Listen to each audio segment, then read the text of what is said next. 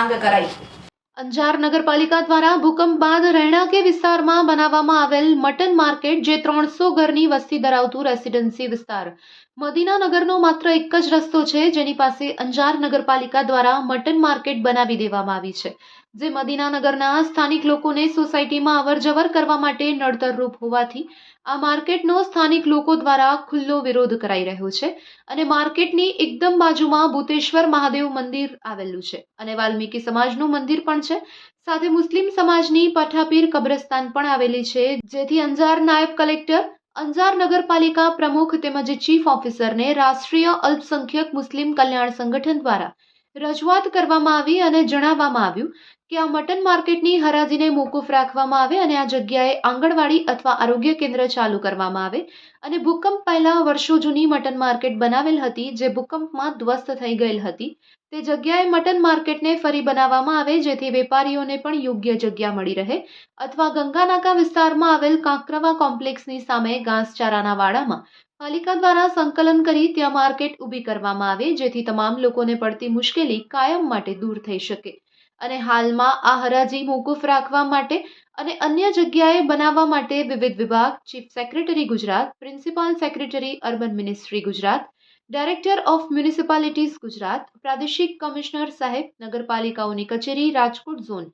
જિલ્લા collector Bhuj, police inspector અંજારને રાષ્ટ્રીય અલ્પસંખ્યક મુસ્લિમ કલ્યાણ સંગઠનના ગુજરાત રાજ્ય પ્રમુખ સાંગાણી રોશન અલી અને મદીનાનગરના રહેવાસી દ્વારા નૂરશા બાપુ શેખ, ઇરશાદ જીએજા, અકબર શાહ શેખ, સિદ્દીક કુંભાર, રફીક મેમણ, શબીર રાયમા, અબ્દુલ્લા સરણિયા, આરિફ કુંભાર, અશરફ કાતિયાર, જુમા ગાંચી, દાઉદ મછિયારા, સિકંદર લોહાર, સલીમ ગાંચી, મોહમ્મદ કાસમ, અફજલ નારેજા, સાજિદ લોહાર, શબીર કાતિયાર, અબ્બાસ રાયમા, આરિફ કુંભાર, રજાક કુંભાર દ્વારા રજૂઆત કરવામાં આવી હતી। જય ભારત, જય સંવિધાન। અમે આજે મદીનાનગર દ્વારા નાયબ કલેક્ટર સાહેબશ્રીને આવેદનપત્ર આપવા આવ્યા હતા, જે બાબતે કે ભૂકંપથી જે હું માર્કેટ બનેલ છે, જે હાલ બંધ જ છે, એ માર્કેટ પણ અવર જવર માટે ત્યાં એક નડતરરૂપ છે એ માર્કેટ, જેનો હાલમાં નગરપાલિકા દ્વારા 2 વખત ઓક્શન કરવામાં આવ્યો, હરાજી કરવામાં આવી, પણ હોલ્ડર ન મળતા એના કોઈ પણ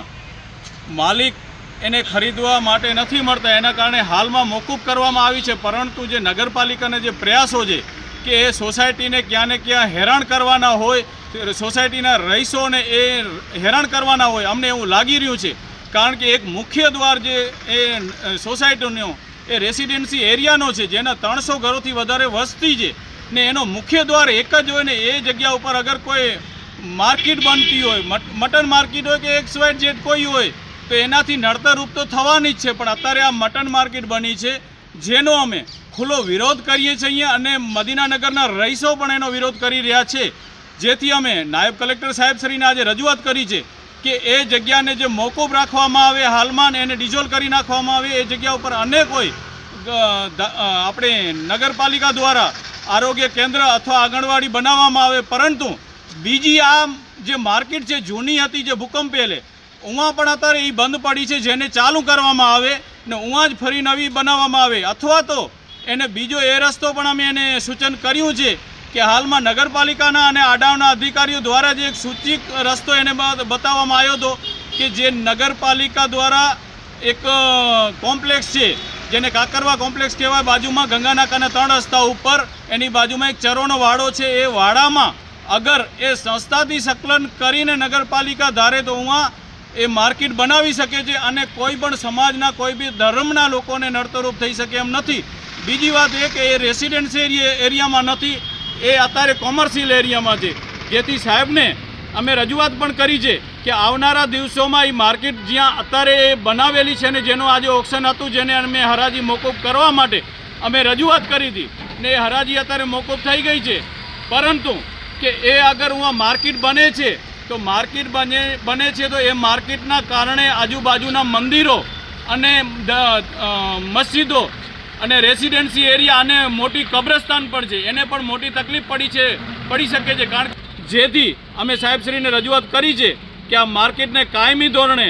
બંધ રાખવામાં આવે ને એની જગ્યા ઉપર આરોગ્ય કેન્દ્ર અથવા આંગણવાડી ઊભી કરવામાં આવે ને નવી માર્કેટ યોગ્ય જગ્યા ઉપર ઊભી કરવામાં આવે, એવી માંગ છે। જય હિન્દ, જય ભારત, જય સંવિધાન।